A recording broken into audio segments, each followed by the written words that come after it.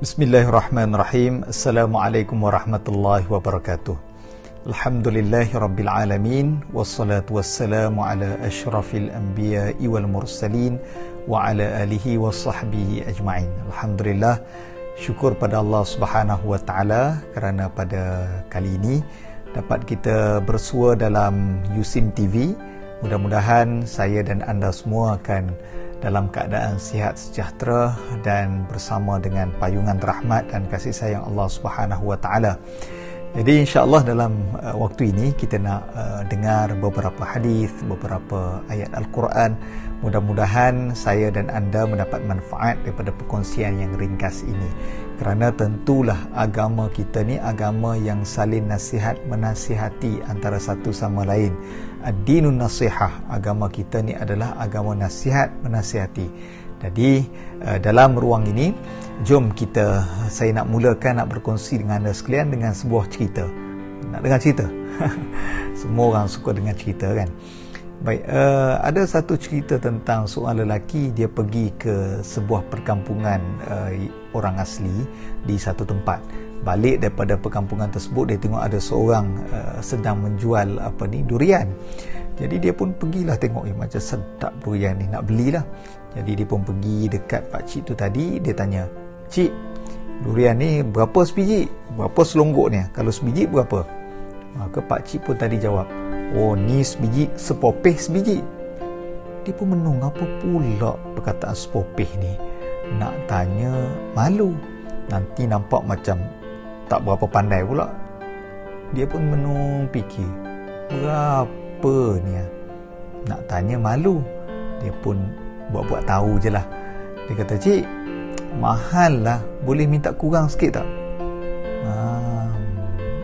Pakcik tu pun kata, "Nak kurang berapa?" "Kalau 80." Dia pun kata, "Apa benda pula 80 ni?" Pakcik ni kata. Pakcik pun tanya, 80 tu berapa?" Pakcik jawab dulu, "Sepopeh tu berapa?" Rupanya dua-dua tak faham. Nak tanya malu.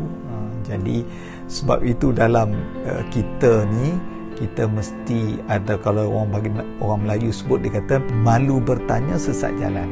Jadi kalau malu bertanya, tak dapat ilmu. Macam kita seorang pelajar, maka dalam kelas kalau tak faham, dengar perkataan yang pelik-pelik, sepopeh ke lahalu ke apa benda perkataan, sama ada dalam bahasa Melayu, bahasa Arab, bahasa Inggeris ataupun bahasa apa pun yang tak faham, kita kena tanya.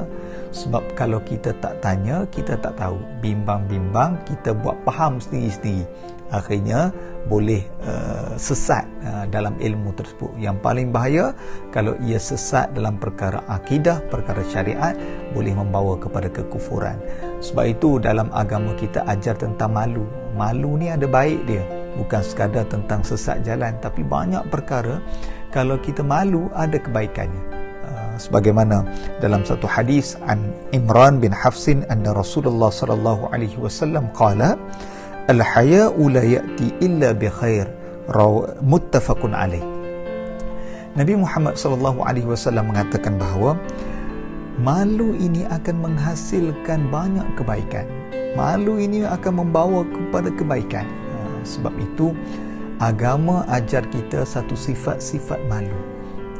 Kalau kita nak ambil contoh orang Jepun ni dia memang malu yang teramat tinggi. Pernah waktu saya berkursus di Jepun dahulu, saya lihat orang-orang Jepun ni dia malu kalau tak dapat menyelesaikan satu perkara yang ditugaskan kepada dia.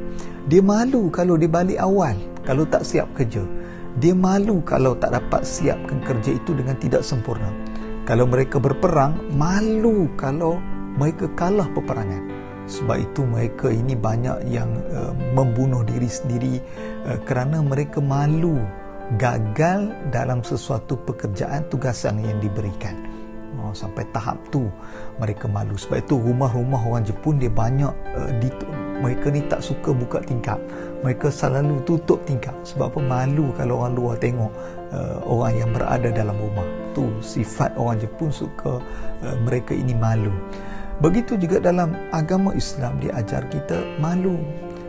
Kerana apabila kita malu, maka kita ini tidak akan buat perkara yang mengaibkan. Saya ingat orang dulu-dulu, orang Melayu kita ni tinggi sifat malu dia. Seorang anak dara dia malu keluar rumah kalau tak tutup aurat. Kalau dia nak keluar saja untuk pergi sidai pakaian sebagainya, dia akan cari selendang sebagainya tutup.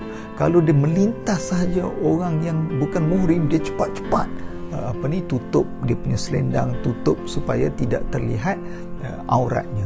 Begitu juga orang datang ke rumah. Bila orang datang ke rumah, dia cepat-cepat masuk ke dalam bilik kerana malu. Sebab itulah malu ini dia akan membawa banyak kebaikan. Tapi sekarang ini ramai daripada kita yang sudah hilang sifat malu. Rasa tak malu dah. Tak malu kalau dituduh kita ini penipu. Tak malu kalau kita ini tak buat kerja di pejabat, orang lain buat, kita tak buat, kita rasa biasa aja, rasa tak malu.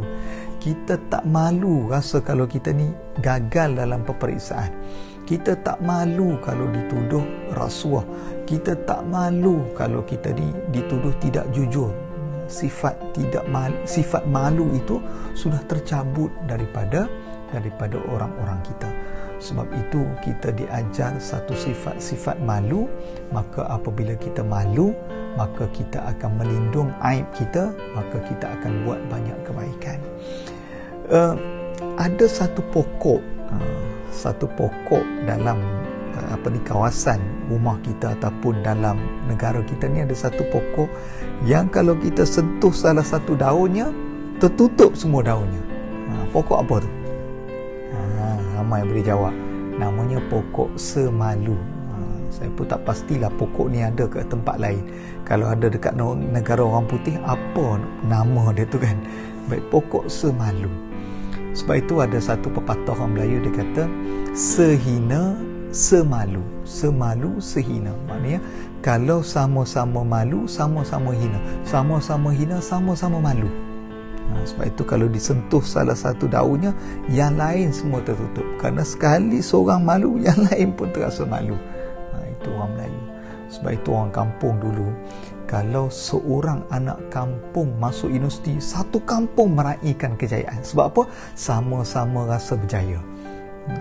Kalau seorang anak kampung ini jadi jadi businessman, jadi ustaz, jadi perdana menteri, jadi menteri, jadi orang ternama, satu kampung rasa bangga.